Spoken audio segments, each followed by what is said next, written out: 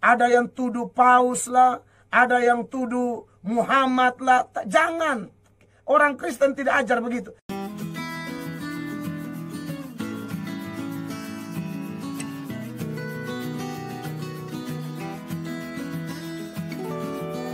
Belo, silakan Leo. Bertanya tentang di media sosial ada beredar video pemasangan chip pada karyawan di salah satu perusahaan di Amerika Serikat, atau ini uji coba, dan apakah ini dalih dari 666 sebelum dipasang ke seluruh manusia di seluruh dunia?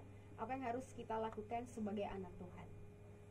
Iya, pemasangan chip di salah satu perusahaan yang Anda pernah lihat itu, apakah itu adalah uji coba dari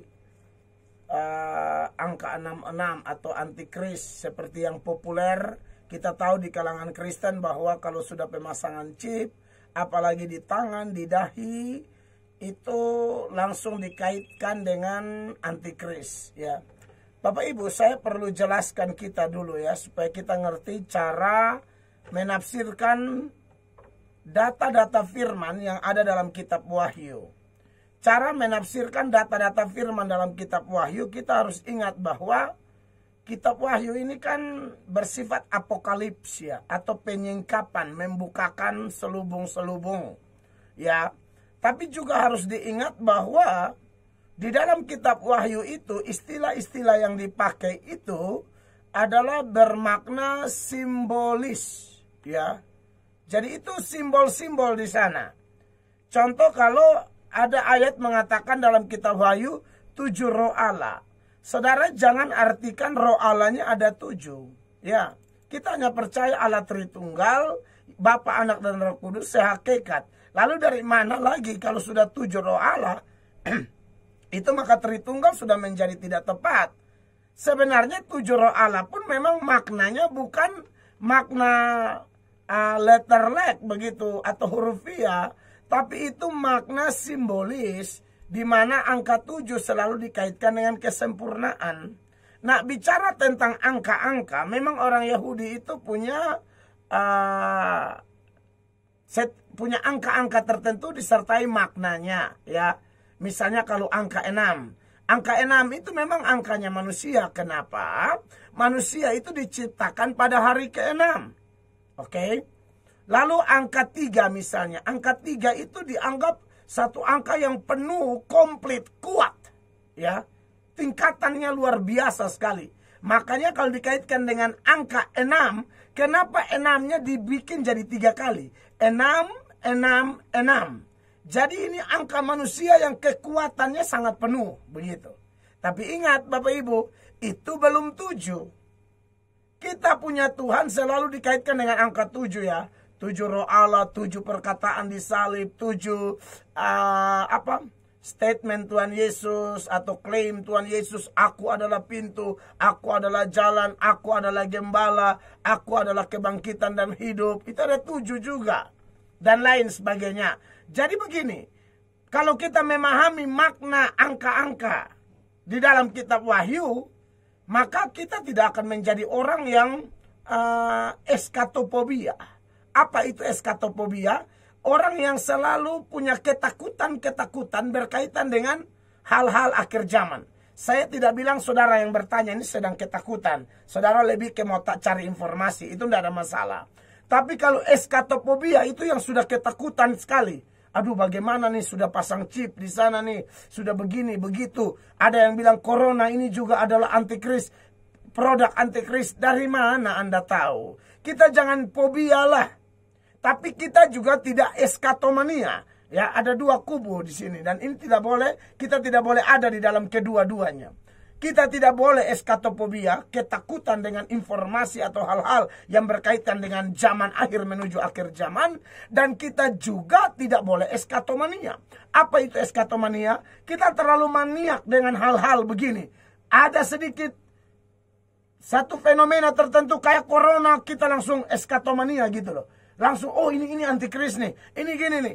Ada orang, anak dilahirkan kakinya 3. Ya, kita langsung kaitkan, aduh ini tanda-tanda, ini tanda-tanda. Jadi terlalu maniak. Nah, kita harus biasa-biasa saja. Kita bukan eskatomania, kita bukan eskatofobia. Kita adalah orang yang takut akan Allah, siap sedia. Ya kapanpun Tuhan datang, baik tidak baik waktunya, kita berdoa, berserah, dan terus berjuang. Tuhan dapati kita setia. Selesai. Nah, menyangkut kembali kepada chip tadi ya. Nah, mungkin pemasangan chip ini karena memang ada ayat di dalam Wahyu yang mengatakan kalau ada orang pasang di tangan ya, lalu di dahi, maka itulah yang disebut dengan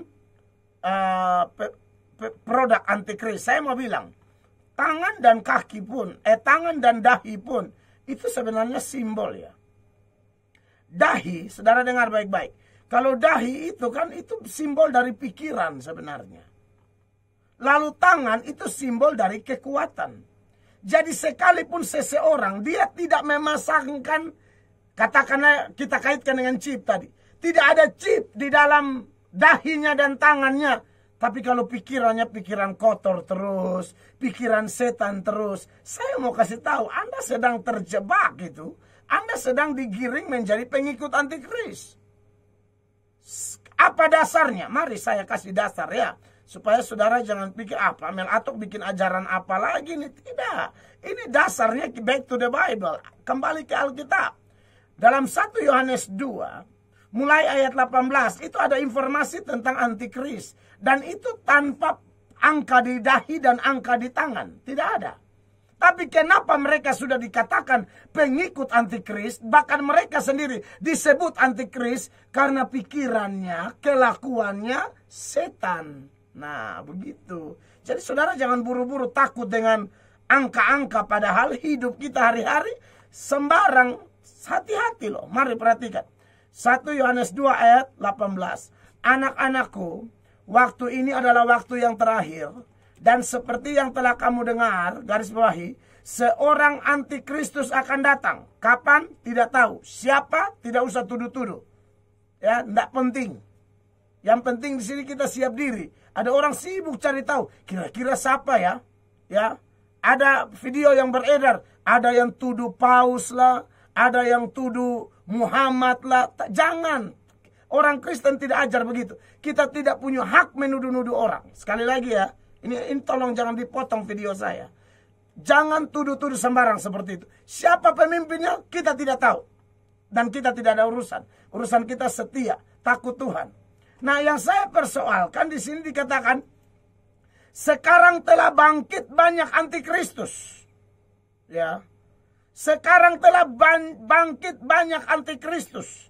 Nah, kata banyak antikristus ini siapa mereka? Apakah mereka pakai tanda di dahi dan di tangan? Tidak. Ini bukan nubuatan kalau yang ini. Yang ini fakta yang Yohanes ketemu. Makanya di zaman Yohanes 90-an Masehi, Yohanes bilang sekarang telah bangkit banyak antikristus. Dan ini tidak ada cap. Padahal Yohanes juga penulis kitab Wahyu. Maka saudara harus paham ini. Itulah tandanya bahwa waktu ini benar-benar adalah waktu yang terakhir. Ayat 19. Siapa mereka ini? Ini jangan tuduh orang-orang luar.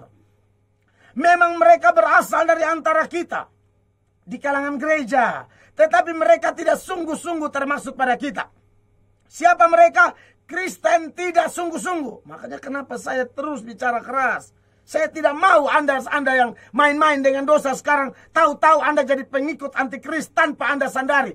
Anda lagi digagal fokuskan oleh setan. Ayo lihat chip, lihat chip. Padahal yang lihat chip, yang selalu cari informasi tentang chip ini, otaknya kotor, hidupnya jahat. Nah, Anda tertipu dari setan. Padahal Anda sudah bagian dari antikris kalau Anda tidak bertobat. Mereka memang mereka berasal dari antara kita, tetapi mereka tidak sungguh-sungguh termasuk pada kita.